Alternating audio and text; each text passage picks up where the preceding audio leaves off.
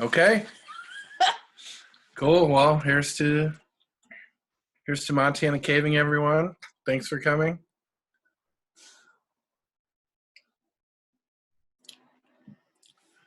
All right, Spacegoat 2019. My disclosures are I have no relation to Big Sky Brewing, nor do I have permission to use their likeness or product in this way, but you should drink lots of Spacegoat Pale Ale. That's Big Sky Brewing in Missoula. And let's see, how do I go forward, down? What's going on here? I don't know. Next slide. I can't. Well, that's okay. Well, we went right past this one. Oh, no, look at the screen. Yep. Yep. Okay, this is our trip to the Scapegoat Wilderness, Spacegoat 2019 in August and September of this past year. It's a little overview for you. Scapegoat Wilderness is 240,000 acres. It's part of the 1.5 million acre Bob Marshall Wilderness Complex in Montana, which is a 2.5 million acre roadless area. It's one of the two biggest roadless areas in the LoFo, next to the Frank Church River of Return Wilderness. And here it is. This is, let's see, do you guys get my mouse on the screen? Probably not. No, we can't get the mouse on the screen. Ha, okay. Well, just imagine for yourself, this is the Scapegoat Plateau. In the foreground, you see, at the bottom left, you see Scapegoat Mountain. It's 9,202 feet. It's the highest peak on the Continental Divide in the Bob Marshall Wilderness. And you see those cliffs there are 300 to 500 feet tall. And then above the cliffs there, you can see part of the Scapegoat Plateau, which is about 7 to 8 square miles of karst. And here's another view of it. It's just a giant piece of alpine karst. There's no surface drainage anywhere here.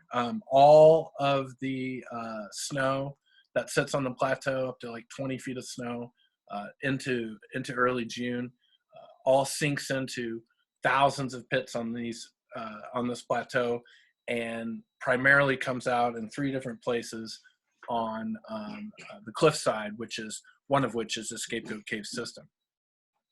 So this here is a photo I took flying out to Cleveland back in February. At the top of the photo, which I can't point to, unfortunately, you can see Silvertip and Lone Butte and Turtle Head, and you can also see on into Canada, and this is just pretty much all karst as far as you can see here. Here's a Google Earth shot of Scapegoat. Over here on the left side, you can see there's Upper and Lower Cave Creek caves. There's some cliffside caves with multiple entrances. They don't go anywhere. And then on the right, you can see there's 7 caves in the cliff face there, starting from the top. Campbell's Cave, which discharges a large amount of water in the spring. Ramsey's Cave, which heads towards the Scapegoat system. The Scapegoat system itself, which has been our focus, primarily consisting of the Green Fork Falls entrance and the Cathy's Icebox entrance. And then 2 more cliffside caves, Ratchet Slit and Pinulum. And then finally, the lower Resurgence Cave, One More Day Cave, which is a spring resurgence. So there's 3 spring resurgences. And if you look right there below where it says Scapegoat system, you can see that almost the entire plateau drains into the Scapegoat system, and you can see that it forms a primary stream there coming out on the side. Google Earth doesn't do a real good job of resolving the cliff there, but you can see this at high flow. This is 2 separate waterfalls, or rather 2 separate spring resurgences that happen at high flow when Scapegoat is in full runoff in the spring. So most of this water you don't see in the cave. 2/3 of the known caves so far, you basically are in effectively drier passages, and it's not until you're in the river gallery itself that you actually see this river. It runs under what we discovered in 2008, which is called Mud Butt. It's the only real muddy place in the cave. and it basically comes right out. You see the waterfall on the right is about 30 meters. I'm hoping Steven is on here because Colin, maybe you're the only other one on here that knows meters. So, but I'm saying meters for Steven, by the way. So that waterfall is about 30 meters, and normally the spring resurges just above the waterfall. What you see here is in 2009, we had a rain event. It was a record Montana rain event all over the state. It rained all night long, like literally the entire night. It never stopped raining. The rainiest night of my entire life. And when we woke up in the morning, this waterfall, the spring, was coming out almost from the cave entrance. What you see is a vertical cleft there, which is also about 30 meters high. This is a pendulum and ratchet slit. All this background noise probably propagates, guys. So this is two of the cliffside caves that go into the cliff band and basically are part of the system, at least hydrologically. And this is Campbell's Cave, which in the springtime here, this is May of 2003, you can see resurges a large amount of water. And if you look at this on Google Earth, you'll see there's actually a stream bed that formed just underneath this cave entrance that's dry most of the year. Okay, so modern expeditions, there's been, since the 2000, there's been 11 trips. This trip in 2019 was my 10th trip to Scapegoat, and I've led all the trips since 2006. And this trip was the biggest trip so far. One of the first trips I went on, by the way, in 2002 was with Jim Chester and Joe Oliphant. And in 2005, I went on a trip with Red Watson, who wrote The Longest Cave. Some legends, by the way, living caving legends. So we had 14 cavers last year, 3 states, 3 grottos represented. This is tied with the most number of cavers in Scapegoat since the 70s. And then Kai gets the prize, if you will. I don't know what the prize entails, but he drove 18 hours and 1,800 miles from Cleveland. He drove all night. He got there right before the Packers left in the morning to put his stuff on the mule team. And 30 hours, Daryl. What's that? 30 hours I drove. Yeah, 30 hours. 3-0. Never again, says Kai. Never again. Correcto mundo. Yeah. All right. So we had a great crew this year. So the approach, basically, you go from the Buckhorn Bar in Augusta, Montana. It's about a 90-minute drive and 30 miles of gravel to the Benchmark Campground. And you see here directly below where it says Benchmark Campground is the Scapegoat Plateau and Scapegoat Mountain. So then the approach is about 13 miles. It's about 1,300 feet of elevation.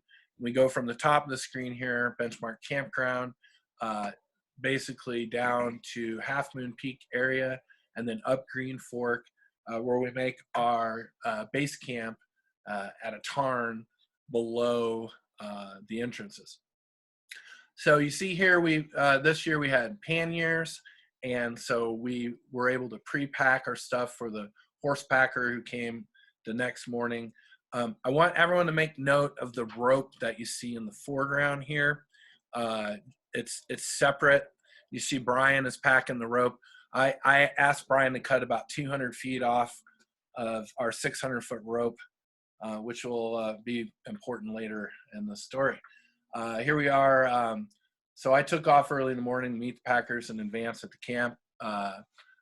And here the guys are basically manning up. And you notice here, you take really important stuff, especially if you're packing everything on your own, like cheesy poofs, because nothing says Scapegoat, Montana wilderness caving like cheesy poofs. And Taylor humped these in. More on that in a little bit here. So here's McEachern. It's a 10-mile lazy hike up the Green Fork.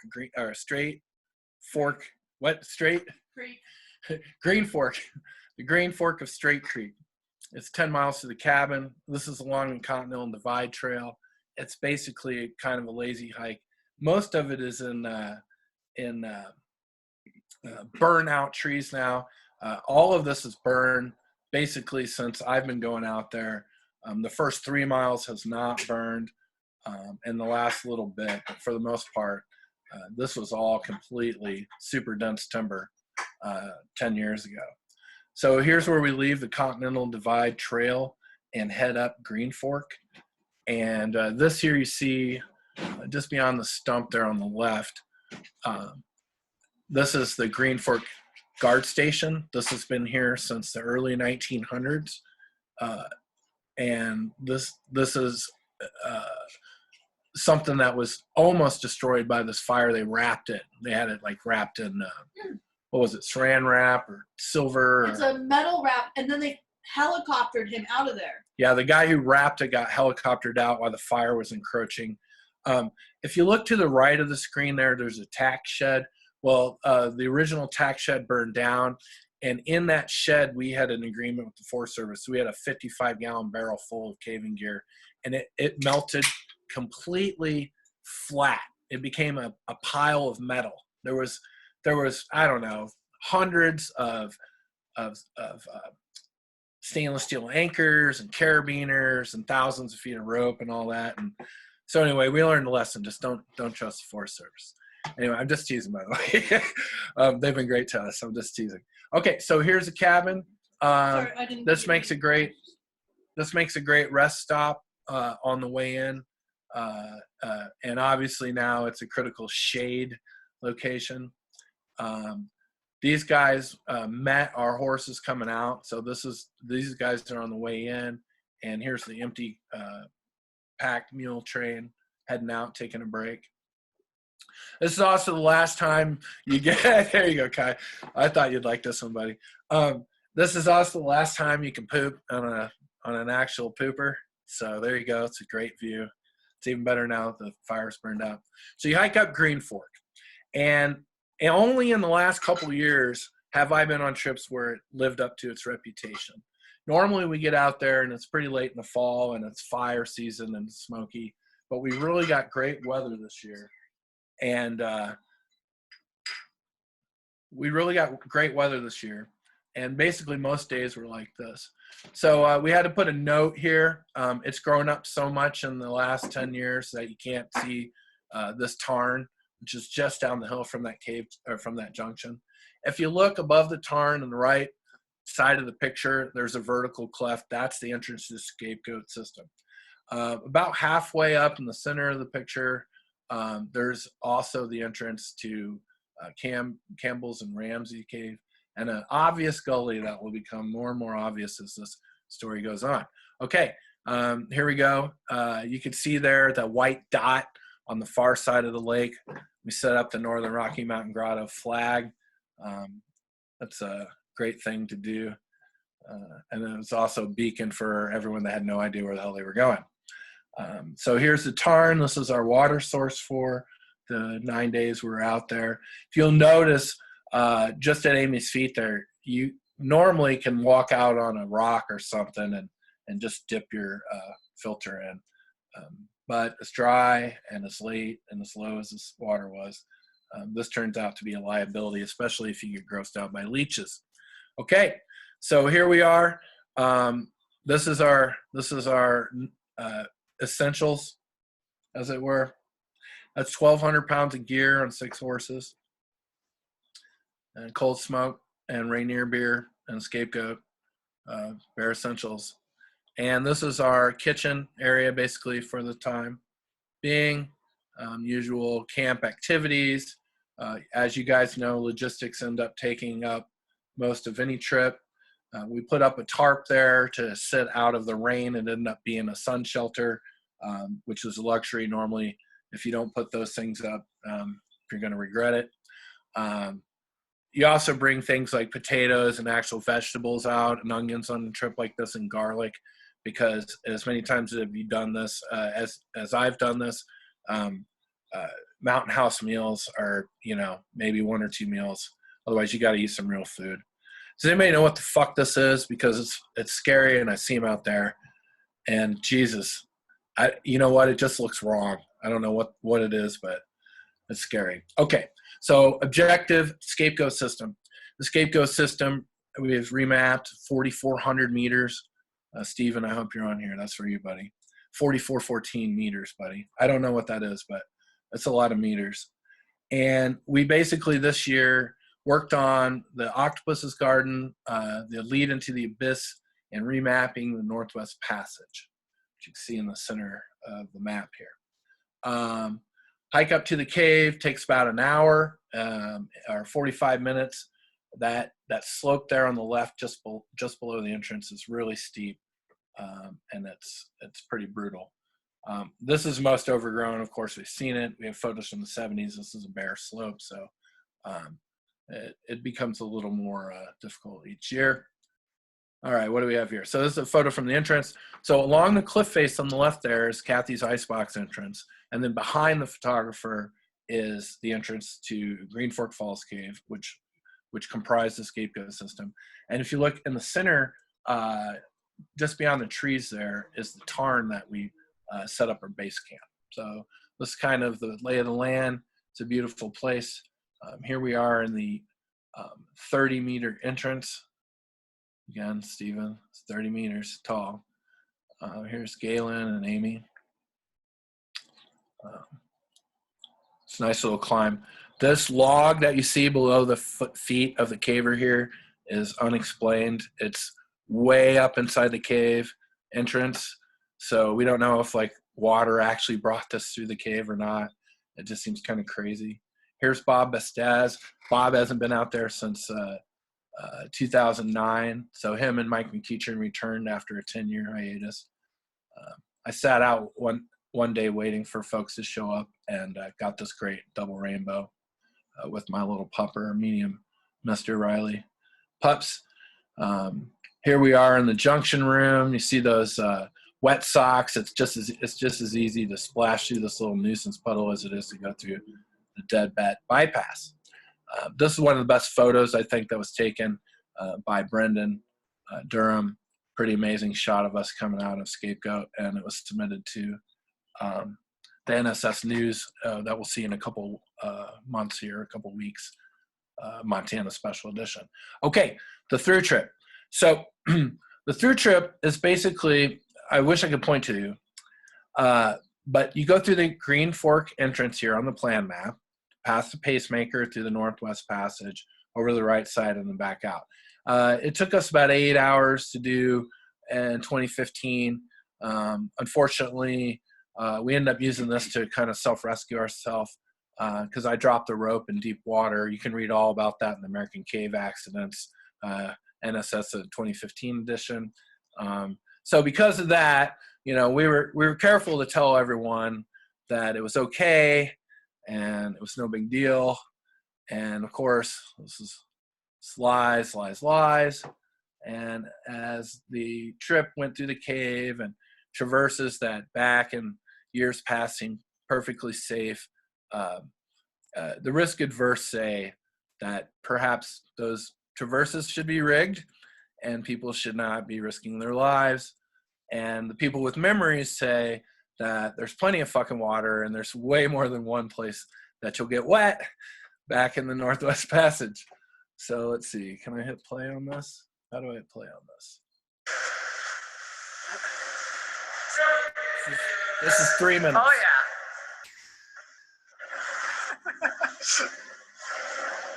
Oh, my God. Ladies and gentlemen, I present to you true skill on the waterway. True captain of the underground seas.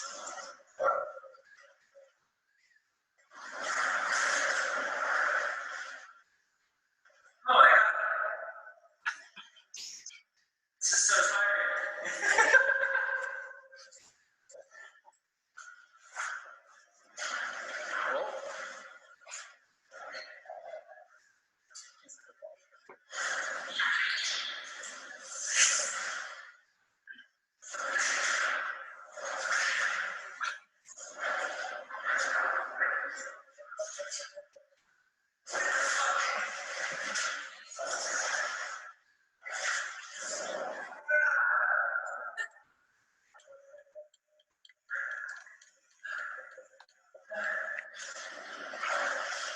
still told us what's going on over there.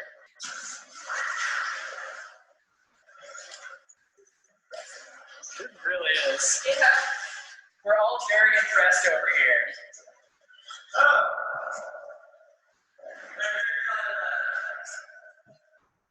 So, what's the story, Captain?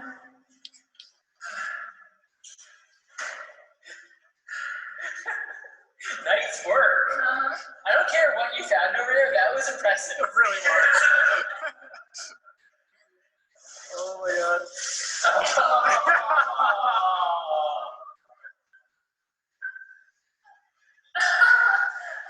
I hope where does my life come from? Well, I think it was right around when you told us it was all walking passage. And what wet spot?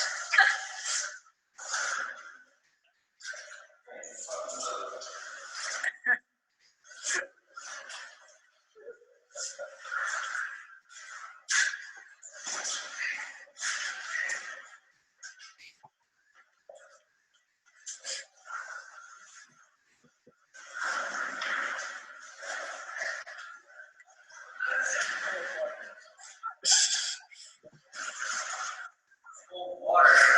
We can tell. Oh.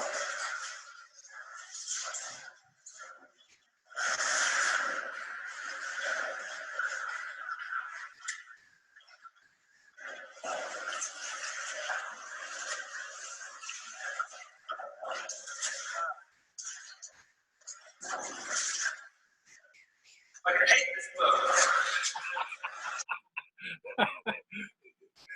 Okay, so we expect the SS Tippy to be dry docked after this. By the way, that was my favorite video from the trip. So when they got to it, of course, we had brought out the pump because it was full of water and forgot. So these guys actually blew it up by hand. What's worse is they didn't have to do any of this because they'd actually just gone right past the connection passage, and we'd stashed the SS Tippy there. So they retreated. They found their way into the connection, which is this 15-foot climb into the ceiling level passage. Which this is the connection between Green Fork and Kathy's Icebox. So, and they found their way to this really fun spot, which I previously referred to as the only wet spot that you got to. Well, if you look at this photo, you can see that there's little rimstone ledges on each side of the passage. And as far as you can see, that's true. Well, as you go around the corner, just out of sight, all of the ledges disappear. And basically you have to be supermanning, completely horizontal and stemming above the water at the same time. And you just kind of have to conjure your way through it. And that's actually where I dropped the rope that we were going to use to rappel out of the entrance back in 2015. So this was the first trip that actually went through successfully and didn't need to self-rescue. This is Brendan's case. Yeah.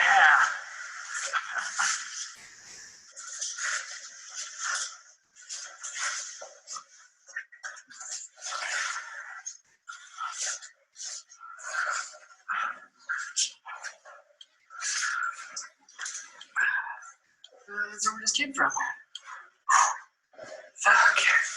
This is so hard. All right, so it's not an easy trip. It's amazing what 4 years of memory loss will do for you. But we didn't remember how hard it was. One thing we did remember, which we don't see in there anymore, is the first trip. As we actually saw these calcite rafts, and there was a whole passage that had wall-to-wall calcite rafts. It was pretty amazing to see. And then basically from there, you just kind of walk through a lot of beautiful upper level walking passage and canyons. And this is what you come out to. So that was a through trip. We did that in order to rig Kathy's Icebox without rappelling from the top of the cliff. And then the next objective was the Abyss. The Abyss because, as you see on this map here of Kathy's Icebox, the lead that we found in 2015 that we led, that Brian waded out into with nothing but his skivvies, leads north, and no other passage in the system leads north. So it leads into the abyss.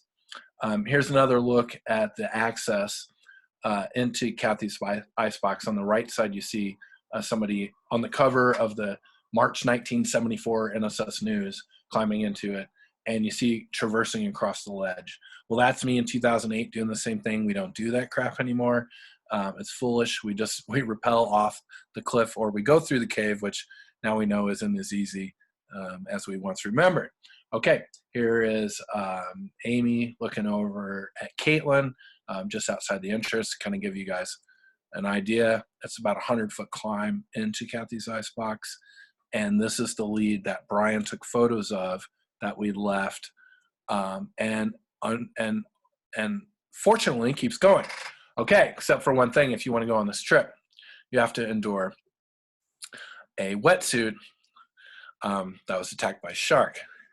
Now, the details of how this wetsuit became into this condition are far beyond the scope of this meeting. Let's just say that Caitlin is a fucking boss, and she rocked the shark attack wetsuit, and she got in the shark attack wetsuit, and she went into the abyss with Brian and Brendan and Adam, and ultimately this lead continues on. Quick interlude to say this is Brian eating a pickle because it's a great cave snack, by the way. The lead leads to a pit, Periscope pit. You have to go through some water. Brian found the 7th boat that was stashed that we found in the cave now, and hence deeming him Rear Admiral Gimling. We found this hemp rope that was rigged at this pit that we had no idea even existed since the 70s. And at the bottom of the pit, you see Periscope pit here on the right. Brendan's lead goes to the right. We'll talk about that in a second. And Adam checked us out on the left. There's a standing squeeze, a keyhole passage that continues with survey stations, again, we've never heard of. There's a dig with a massive amount of airflow that looks like it'll just require some work at the top of the screen there. And then Brendan's lead on the right was a squeeze at the bottom of a pit that looks like you can traverse to from the top of Periscope pit with lots of wind and footprints going into the water. So people have been there. It obviously continues. There's plenty of breeze. Bob brought his disto out and was able to show us this 3D plot of our survey while we're still out in camp, which is pretty awesome. And so Periscope Pit continues, and we'll be back this year to continue survey and those leads. Ramcam, Ramsey's, and Campbell's Caves are these cliffside caves that issue a large amount of water in the spring. And we tried to get to them, and you have to access the center ledge that you see in this photo here. So the ledge is super steep. There's no real way to access it except rappelling off the top. And you just go to this obvious gully right here. And then this is Adam rappelling down. And so they get down the first drop. The rope is about 10 feet short, but they're able to down climb to that center ledge. And then when they get to the center ledge, they set up the next rope, and the next rope was able to get tailored to the entrance. So this is the entrance to Campbell's. It's just big, huge walking passage. But unfortunately, the rope doesn't go to the valley floor, which you see here. So if you could zoom in on this, there's rock fall everywhere. There's lots of seesaw action. So it was scary AF. And basically, we didn't have enough rope to rig it so that we could climb up from the valley floor free without seesawing. Also not rigging to trees like this, which, you know, from the valley looked like a great thing to rig to. In reality, not so much. And so that's as far as we got as far as getting into this cave, but this is our primary objective for this year. Okay, Northwest Passage. This is the passage that connects Green Fork to Kathy's Icebox. It's several thousand feet, a fully rigged passage, and fully rigged in the sense that Brian and Kat and I did our through trip in 2015 and thought that, we had put ropes everywhere. Well, risk aversion takes a toll with time, because 10 years ago, we went through places in this cave that I didn't think we needed a rope, and we definitely need one now. All of this just to say that Galen and Kat, Caitlin and Maurice and Kai and some other folks spent 3 days surveying up the Northwest Passage and made the connection. We owe a lot to Galen. He spent a lot of time putting in 89 stations here. You can see we pieced together the map. And then here in the center of the screen, you can see Northwest Passage Survey 2019. So that is now the final link that we have to survey to connect the caves from the inside. So that was a huge thing. And if you look at this map here, if you look at the plan, the bottom right of the plan, Octopus's Garden in the Abyss, all that's brand new. That's never appeared on any map before. And there's a lot more cave here that is also not on any of the 70s maps that we're also working on. Okay, so one of the last days, a bunch of folks decided to go up and check out Armpit. It's a 226-foot deep pit, unfortunately, deepest on the plateau. And if you see that tree across the pit right there, that was placed in the 70s. They rappelled off that when it was a brand new log, and it just sat there for 40, 50 years. That was pretty amazing. So Cheesy Poofs, so it's all about Cheesy Poofs. Okay. Kai started surveying this, pretty much got most of it done. It's a long day. Only basically one person can be in there at once because of rockfall, and it's confined. Here's the only photo that's ever been published from inside the cave. This is from the bottom of the pit, obviously looking up. And then this is a photo of the register. And if you look here at the very top, Newell Campbell put this register in there in 1971. Jens and Newell came back in late 70s. And Mark Madsen, Dick Baumler, and his dad, or Bruce and his dad Dick, who started the Lake Missoula Grotto, went there in 1991. And then Andy and Joe went there in 2005 when I was standing outside the pit right here in this photo. And I didn't drop it because, again, it was too tight. And then the fifth party ever was our party with Brendan and Maurice and Kai and Taylor and Stephanie. So this thing doesn't get a lot of traffic, obviously. Here's Brian back in 2009 standing at the entrance. Well, I thought this one was out of order. Just remember those feet, folks. Okay, deep depth potential. That's how deep the karst is to the lowest spring to One More Day Cave. It's kind of sad, huh? So here you know.